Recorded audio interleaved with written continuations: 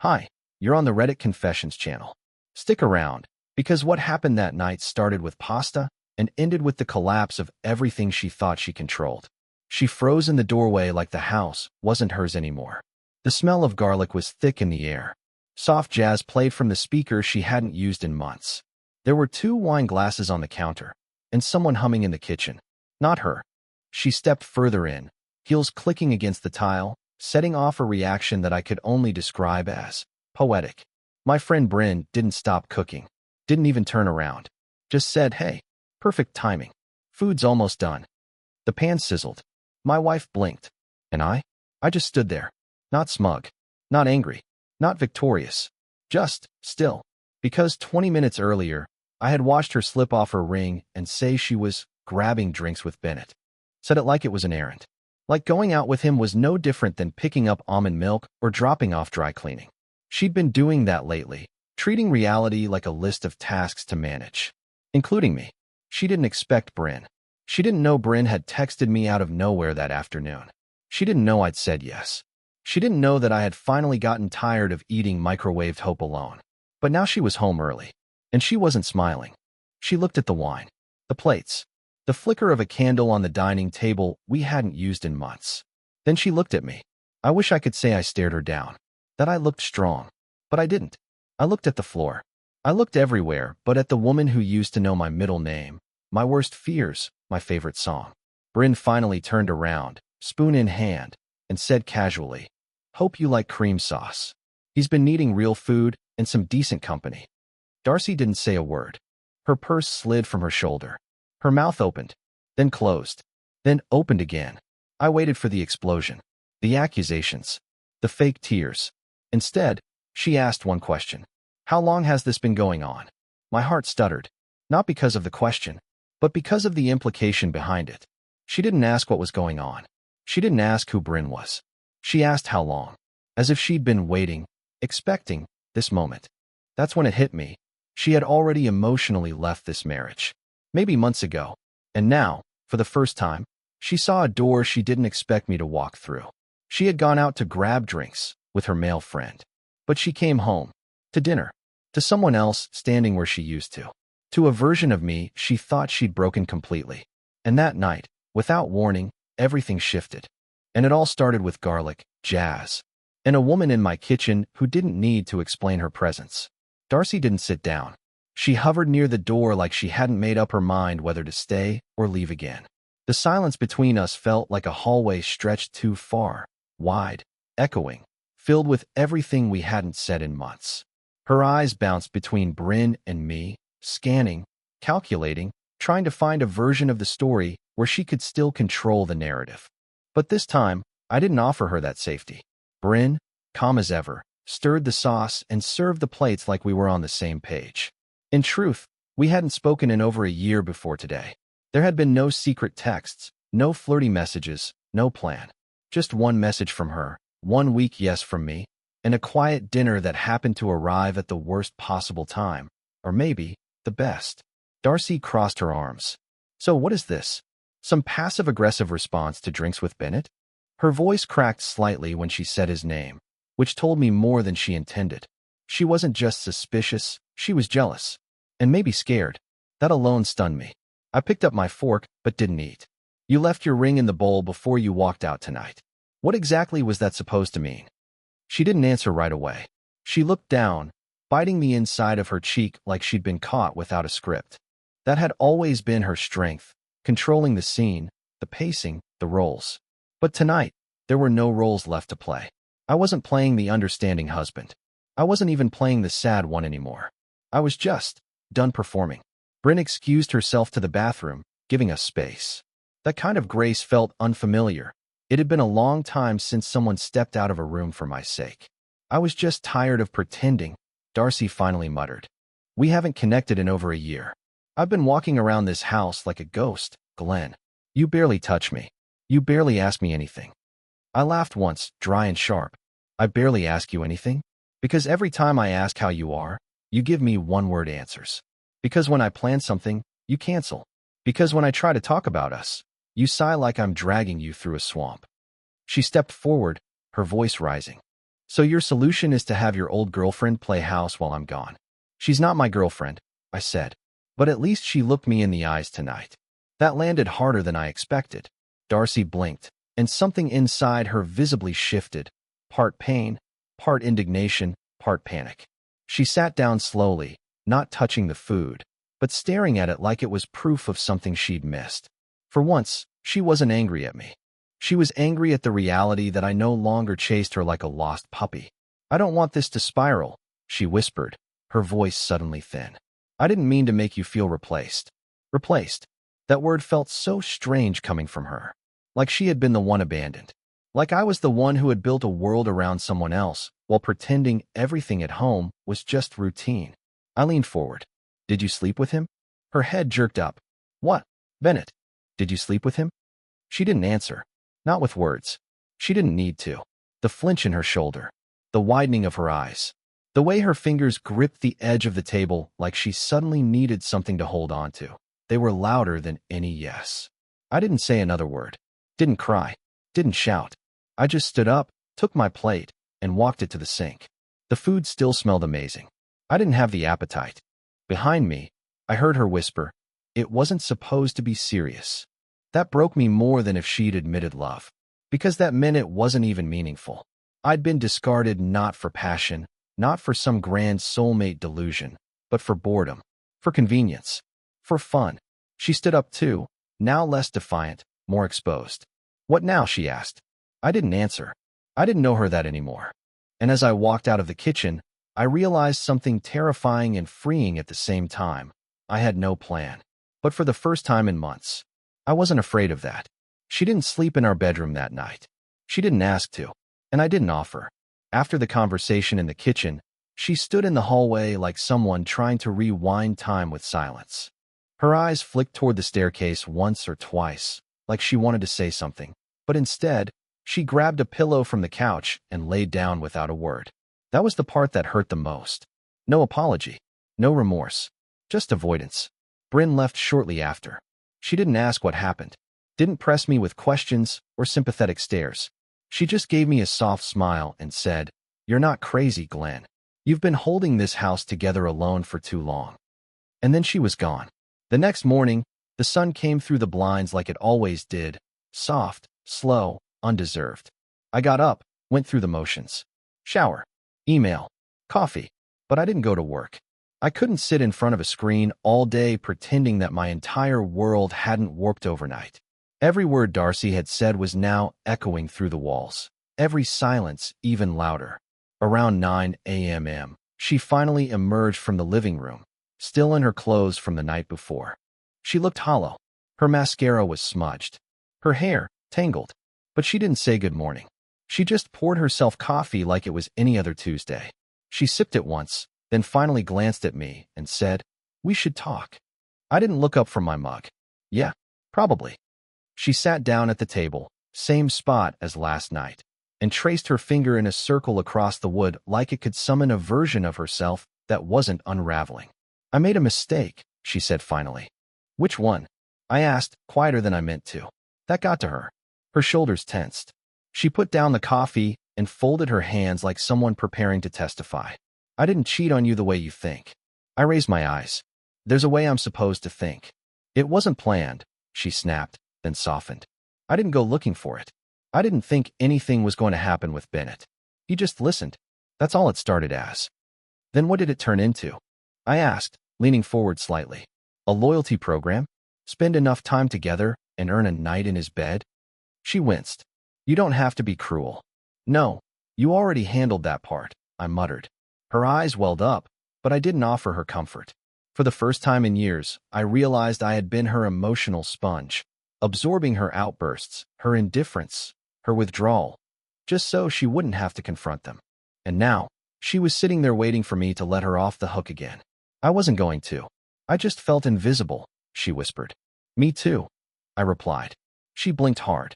Maybe she expected me to beg for counseling. Maybe she thought I'd offer her a way out. One of those half-hearted ultimatums that screamed desperation more than love. But instead, I stood up, walked to the cabinet, and pulled out a manila folder. Inside it, our financial documents, joint accounts, A printed list of login credentials. Not divorce papers. Not yet, but the skeleton of a clean break. I laid it on the table, right next to her untouched coffee. "What is this?" she asked, not quite reaching for it. I looked her in the eyes, steady and calm. "Options." She stared at the folder like it was a grenade. "You're giving up?" I shook my head. "I gave up when you stopped wearing your ring in your heart, not your finger." She stood quickly, like the chair betrayed her by letting her sit in it. "You're acting like this is all on me, isn't it?" She opened her mouth, but no words came out. Instead, she turned and walked to the hallway, not to leave, but to escape the conversation. She paused at the corner, her back to me, and said something I'll never forget. "You weren't supposed to move on first." I didn't reply. I couldn't. Because that's what it was all about. Not love. Not regret.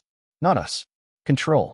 She wanted the freedom to emotionally exit without consequences, and the guarantee that I'd be here, waiting, should she ever feel like returning.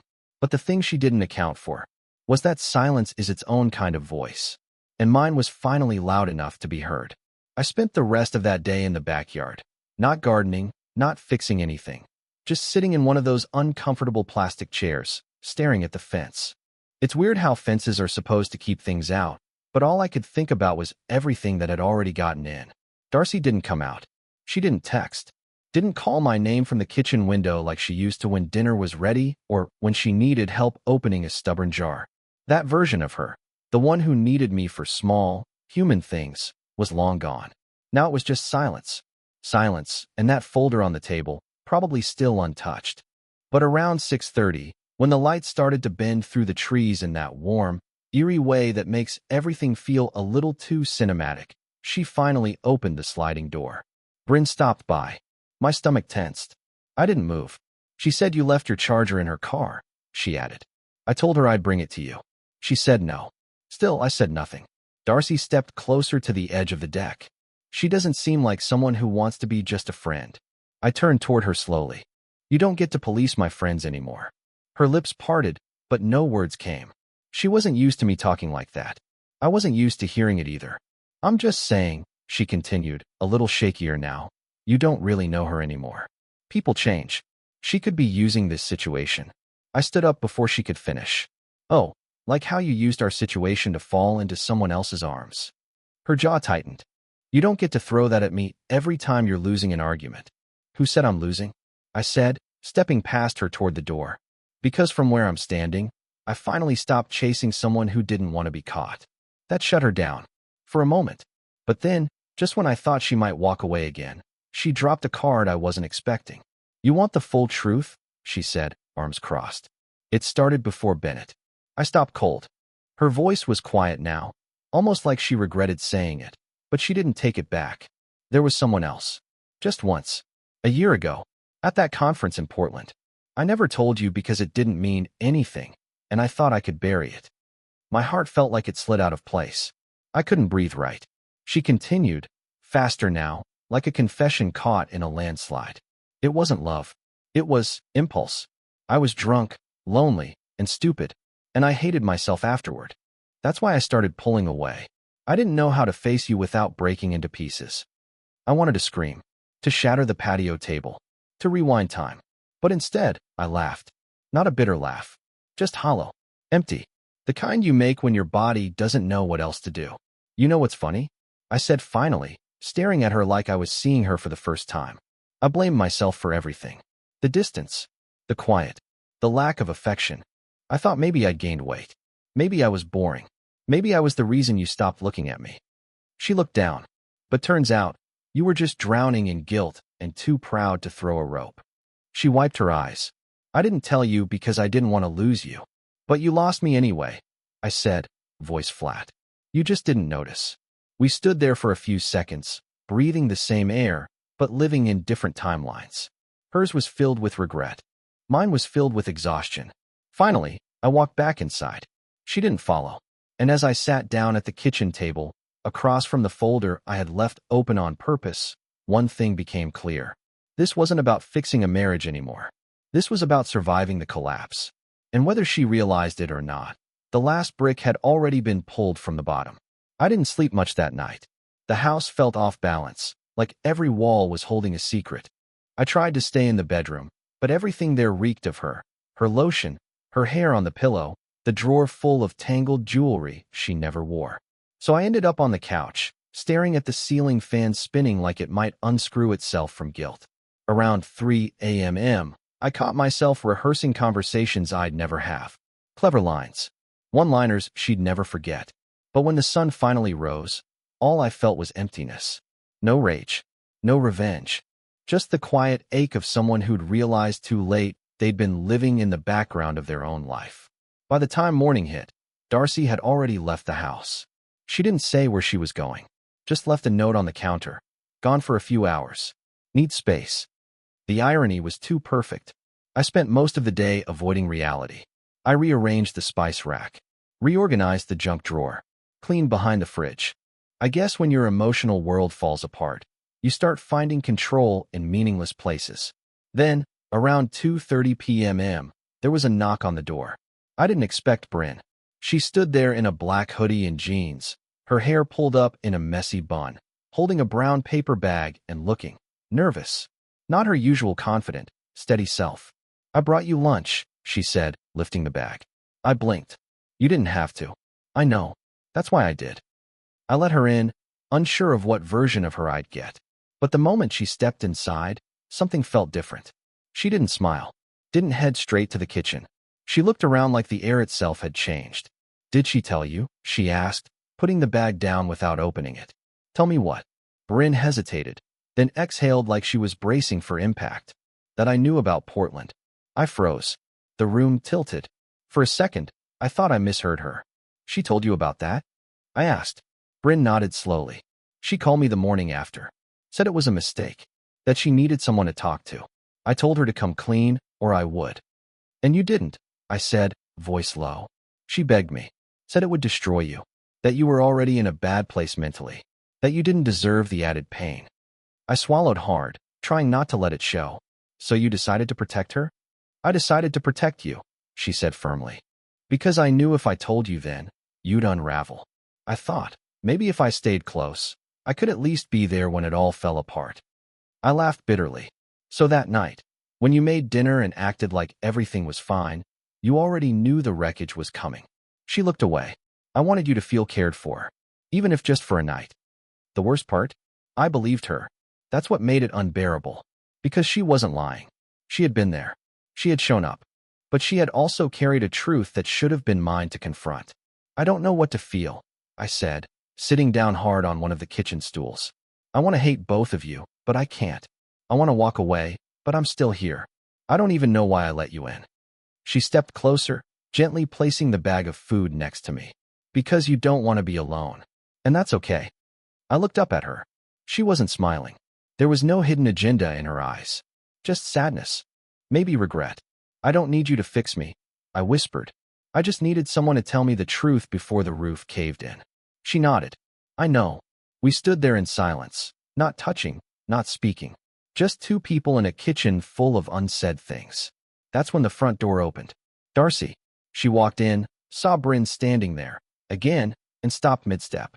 Her eyes darted between us, and I swear, for a split second, I saw something crack wide open behind them. Not fear, not anger, but realization. The kind of realization that doesn't come when someone catches you lying, but when they realize they're no longer the center of someone's universe. She said nothing, just closed the door behind her and stared. And I didn't even flinch. Because for the first time in this entire marriage, I wasn't afraid of what she might do or say. I was only afraid of who I'd become if I stayed. The strangest thing about that moment wasn't that my wife walked in and found my old friend standing in our kitchen again. It was that she didn't flinch. Not at Bryn. Not at me. Not even at the silence that dropped over the room like a wet curtain. She just stood there, clutching her purse like a shield, and tilted her head slightly, as if she'd walked into a scene she had already rehearsed in her head a dozen times. Bryn took a small step back, almost out of politeness. I hadn't moved. My legs were frozen under the kitchen counter, but my brain was sprinting in every direction at once. Darcy finally broke the silence. "Are you two going to tell me what this is now, or should I just assume everything?" There wasn't rage in her voice. It was worse than that. It was cold curiosity. Like we were the ones with something to hide. Like she was the betrayed one. I stood up slowly. You don't get to be the one asking questions. She smirked. That's rich. Bryn looked uncomfortable now, but to her credit, she didn't leave. She stood her ground, kept her hands at her sides, and didn't apologize for her presence. Darcy turned to her, eyes narrowing. You know, I used to wonder why you dropped off the radar after our wedding. Now I think I get it. Don't do that, Bryn said quietly. Do what? Connect the dots? Darcy replied, lips curling slightly. You were always around, even when you weren't. That night you cooked dinner? That wasn't spontaneity. That was strategy. Bryn's jaw tightened. I came over because Glenn needed someone who wasn't lying to him. The room cracked with tension. I could have stepped in. I could have told Darcy to stop twisting things. But I didn't. I wanted to see what she would do with the discomfort. I wanted to see if she'd finally admit the one thing she had avoided all along. That she wasn't sorry for what she did, only for what it cost her. Darcy's voice dropped lower. So what now? You two just pick up where we fall apart? I took a step forward, placing myself between them, not to protect anyone, but to say what needed saying. There is no we to fall apart anymore. That hit her harder than anything I'd said all week. She blinked fast, like she was trying to process a language she didn't speak. I told you the truth, she muttered. That has to count for something. No, it counts for timing, I said. You told me when it was convenient. When you felt the foundation shifting under your feet and needed to look honest before it cracked. She shook her head slowly, like I was the unreasonable one. So what? You're just done now? Just like that? I didn't answer her. Not directly. I looked at Bryn. Can you give us a minute? She hesitated, then nodded and walked out the front door without a word. Not slamming it. Not pausing for effect. Just leaving. Quietly. Respectfully. And somehow, it made the house feel louder than ever. Darcy sat down at the dining table like she was exhausted. I never wanted it to get to this. But it did, I said. And the truth is, I've been grieving this marriage long before you ever took off your ring. She lowered her gaze. I thought I'd feel more relieved after telling you everything. But all I feel is numb. I sat across from her. We were two strangers now, orbiting the ruins of something that once held meaning. Not fighting anymore. Not clinging, either. What do we do? She asked after a long pause. Her voice wasn't demanding. It was hollow. We let it break, I said, so we can stop pretending it still works. And then, for the first time in a long time, she cried. But I didn't hold her. Because grief, when it comes this late, doesn't bring people closer. It just confirms how far apart they've drifted. That night, I didn't expect her to still be in the house. But there she was, curled up on the far end of the couch, legs tucked under a blanket we got as a wedding gift, eyes red from crying. I walked in quietly, half hoping she'd be asleep or pretending to be. Instead, she looked at me with an expression I hadn't seen on her face in years, vulnerability. I know you hate me, she said, voice barely above a whisper. I don't, I replied. That would be easier. She nodded like she understood, but I don't think she did. Not really. You think I fell in love with Bennett, she said, staring down at her hands. But I didn't. I didn't even like him that much. I stayed quiet. I wanted to hear where she was going with this. It wasn't about him. It was about me feeling seen, she continued. I felt like a lamp in a room that never got turned on. He just happened to be standing there when I needed the light. I should have felt something at that analogy, maybe pity, maybe sadness. But all I felt was the bitter sting of realization. She wasn't sorry she strayed. She was sorry she got caught standing in the dark with someone else. You do realize, I said slowly, that I was trying to reach you that whole time? You weren't invisible, Darcy. You were untouchable. She looked up at me, eyes wet again. Then why didn't you fight harder? That question, that unbelievable question. I nearly laughed, but it came out as a broken exhale. You want me to justify your betrayal by blaming myself for not chasing you enough? I'm not saying that, she whispered. No, I said, voice sharpening. You're asking me to be the reason you made a choice that you knew would shatter everything. Her silence said everything. She knew what she'd done, but she also wanted to dull the edges, to turn betrayal into a mutual failure. But it wasn't. Not this time. I didn't stop loving you, I said after a long pause. I stopped recognizing you. She flinched, and for a second I thought she might get angry, launch into one of her spirals. But she didn't. Instead, she leaned back, exhausted, and said something I never expected. If I asked you to try again, would you? The room went still. I didn't answer immediately because for one terrifying moment, part of me wanted to say yes. Not because I believed in us, but because I was tired. Tired of starting over. Tired of the unknown. Tired of pretending that detachment didn't hurt. But I knew better. I had watched her walk out the door too many times. Watched her leave pieces of me behind like they were optional. I had learned to live in rooms filled with echoes of her excuses. I couldn't do it again. Not even for comfort. I think, I said slowly, you're asking that because you can't picture a version of your life where you're not in control. She looked stunned, hurt, maybe even insulted. You don't want me, I continued. You want the part of me that made you feel safe, steady, predictable. And now that I've stepped out of that box, you're afraid of what it means.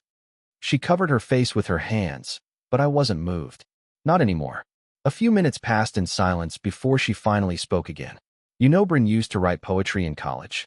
That shift through me. She sent me one once, Darcy said quietly, almost as if confessing a secret she wasn't supposed to know. Back when you two were still close. I never told you. I was jealous, I think.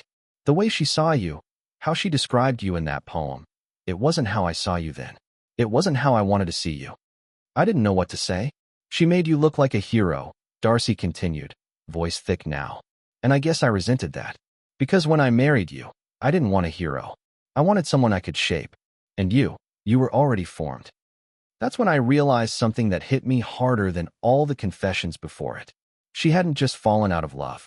She had never really loved me. She loved the version of me she thought she could manage. And when that version resisted, she ran. The next words out of my mouth weren't planned. They came out before I could second-guess them. I'm going to stay with Bryn for a while. Darcy's face broke. Not violently. Not dramatically. Just a quiet, slow unraveling. Like the string holding her together had finally snapped, and she didn't know where to grab next. I didn't mean for it to end like this, she said, voice trembling. No one ever does, I replied. But sometimes, the ending writes itself long before we realize it. And then I walked upstairs and started packing a bag. I didn't pack much. Just enough to feel like I wasn't running away, but not so much that it looked like I was never coming back. A couple shirts. My laptop. A toothbrush I probably wouldn't use for a night or two. Funny how quickly you can shrink your life down when the illusion of permanence disappears. Darcy didn't follow me upstairs. She didn't beg. Didn't make promises. There was only silence. Maybe she finally realized that what broke between us couldn't be repaired by apologies given too late. Or maybe she knew that if she said the wrong thing, I'd vanish before the bag even zipped shut. When I came back down, she was sitting on the stairs, her knees pulled to her chest like a teenager grounded by consequences she never expected to come. I don't hate you, I said softly. She nodded, eyes red but dry. I know. And then, right as I was opening the door, she said one last thing, not out of bitterness, but from something that sounded a lot like understanding. You were always more than I knew how to love. It didn't hit me until I was already driving. The streetlights passed overhead like soft pulses, and for the first time in months, my chest didn't feel tight. When I got to Bryn's place, I didn't go inside right away. I sat in my car and stared at the porch light she'd left on.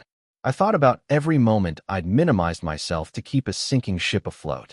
About how long I'd been loyal to someone who only showed up when it was convenient. And still, despite everything, I didn't feel angry. I felt free. Bryn opened the door before I even knocked. She didn't say anything, just pulled me into a long, quiet hug, like she already knew that I wasn't there to rebound. I was there to start breathing again. The next few weeks were strange. I expected grief to hit harder, but it didn't. It came in waves, sure, but smaller ones. Manageable. I went back to cooking. I started jogging again. I got better at saying no. At not apologizing for being too sensitive, or too quiet, or too slow to move on. Darcy and I finalized things without drama. There were no courtroom battles. No social media explosions. Just two people admitting something brave, that staying would have hurt more than leaving. One day, Bryn and I took a walk around the lake near her apartment. The wind picked up, and she reached for my hand like it was second nature. No big gesture. No announcement. Just that quiet, slow warmth I'd forgotten existed. I looked at her and said, "Do you ever think we were always meant to find each other like this?" She smiled without looking at me. I think we were always there. We just needed to stop choosing the wrong people first. And maybe she was right. Thank you for following this 8-part story on Reddit Confessions. Now it's your turn. What's one real moment in history that changed everything for someone, but no one noticed until later? Was it a quiet act of defiance? A hidden goodbye? A silent decision to walk away? Share it in the comments. Let's talk about the history written in our everyday choices. And if this story meant something to you, like, subscribe, and follow Reddit Confessions, where true voices finally get heard.